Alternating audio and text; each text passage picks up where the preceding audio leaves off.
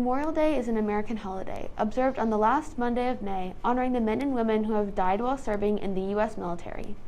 This year, Memorial Day will occur on Monday, May 31st. Originally known as Decoration Day, it originated in the years following the Civil War and became an official federal holiday in 1971.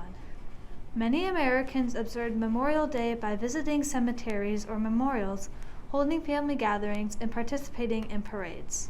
Cities and towns across the United States host Memorial Day parades each year, often incorporating military personnel and members of veterans organizations.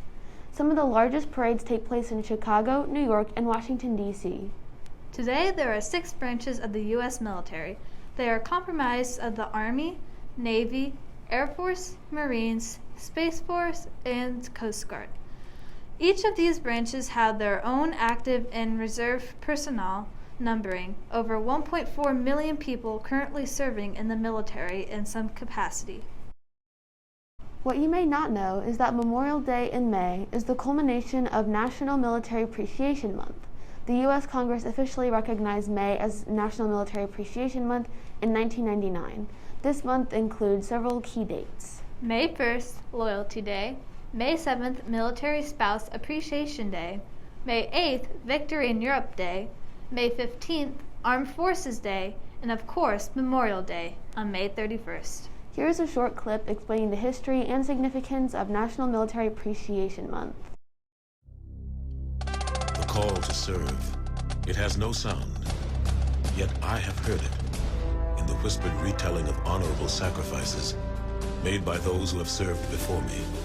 The call to serve has no form, yet I have clearly seen it in the eyes of men and women infinitely more courageous and more driven than most. The call to serve has no weight, yet I have held it in my hands. I will commit to carry it close to my heart until my country is safe and the anguish of those less fortunate has been soothed. The call to serve is at once invisible and always present. And for those who choose to answer the call, for their country, for their fellow man, for themselves, it is the most powerful force on earth.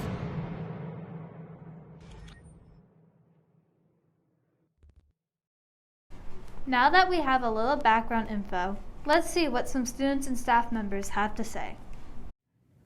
Hey, I'm Ethan, and when I think of Memorial Day, I think of my great-grandpa. Thanks for asking. Both of them are very important to me, and I hold true to my heart both of those events. In fact, they're tied together. Memorial Day is the culminating event for National Military Appreciation Month. In May of 1999, Congress actually made an act that the whole point was they wanted the public to be able to show their support for our military, past and present, for the freedoms that we all enjoy. And so there are several events throughout the month of May that are related to the National Military Appreciation Month. In fact, we also have Police Appreciation Week during the month of May, which I believe kind of ties in because the police do so much as well as the military to protect and serve the people of our country. So Memorial Day is the culminating event, of course. Most people know when Memorial Day is, but it's really to celebrate and thank those people who gave the ultimate sacrifice for the freedoms that we all, some of us, take for granted. But in past generations, I think it was pretty much more important than I see it being now. And it's just really dear to my heart because I have several members who were in the military. My grandpa was, my father was, and I have 2 nephews now who are on active service duty. And so to me, that's very important that we are able to honor both the men and women of our military, both past and present, during this entire month. So my charge to you guys, the students of Fall Creek Junior High, is to go out and thank a veteran if you see him, or an active service member, whether it be a male or female, and thank them in the public. Sometimes the older guys wear the hats and you can see where they served, what war they were in. Maybe it was Korea or Vietnam or World War II even. We might have a few of those left. Might even be Desert Storm. If you see them out in public, make sure you take the time to go up to them and thank them for their service to our country and shake their hand. And sometimes that just means the world to them that somebody your age stopped and wanted to thank them. You know, when I was going to college at Purdue, after I graduated from high school in 1986, a lot of the boys in my class went into the military. And when I started my first teaching job in 1990, that's about the time we were getting involved. My first few years, we were getting involved in Desert Storm. And I remember watching on TV, because we had little corner TVs in our classroom, watching on live TV a war actually unfolding. And I thought to myself, oh my goodness, some of those folks are my classmates. Some of those were the classmates that I had that just a couple years before I was sitting in these school desks like you guys are, just sitting with them. And now they were willing to put their life on the line for me, for you, for all of us, for our freedoms. So please, you guys, it is National Military Awareness Month. Take the time to stop and thank somebody in the military, past or present. You can even help out a military spouse if their person is on active deployment. There are so many things you can do. You can even stop by my room and talk to me about it if you have some other ideas. I have a sister who works at the VA hospital, so she's very much involved as well. And this summer, I'll actually be attending a funeral at Arlington National Cemetery for a former friend's father who was a POW twice in Korea and Vietnam. So the military is very important to me and my family, and I hope that you guys take the time to appreciate them as well. Thank you.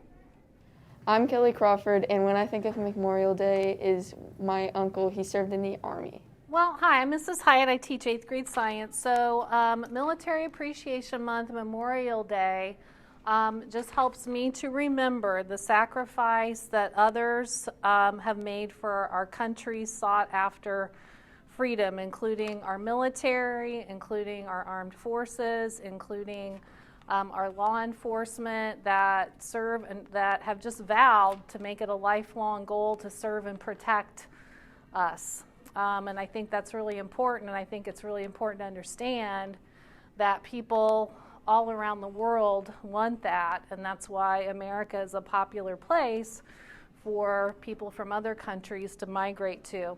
On a personal level, Memorial Day is really important to me because it is a family tradition in my family to remember people that have passed before us.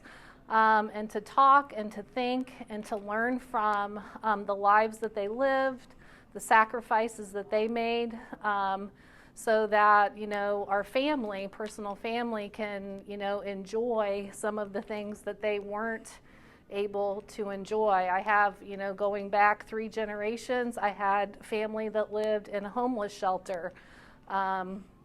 I had family that lived in really horrible conditions that were considered servants on the census. They didn't have parents. They're, you know, and it's really important to remember that, to learn from it, and to grow. And that's really all I have to say. I hope you enjoy your Memorial Day and take some time to remember. Even though May reminds us that the weather is getting warmer, school is almost out for the summer, and the Indy 500 is just around the corner, it is important to remember those that chose to serve our country. Thanks for tuning in to this Falcon 5 special report. Have a great day.